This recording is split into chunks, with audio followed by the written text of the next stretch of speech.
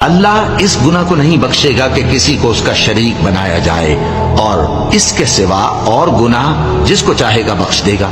اور جس نے اللہ کے ساتھ شریک بنایا تو بے شک وہ رستے سے دور جا پڑا۔ یہ لوگ اللہ کے سوا جو پرستش کرتے ہیں تو کچھ دیویوں کی، اور پکارتے بھی ہیں تو شیطان سرکش ہی کو،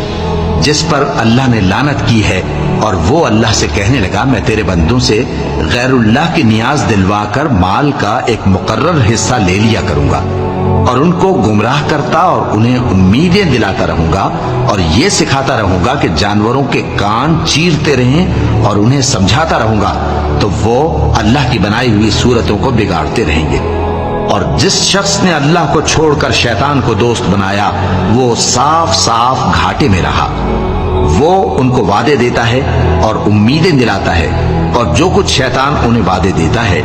وہ دھوکہ ہی دھوکہ ہے۔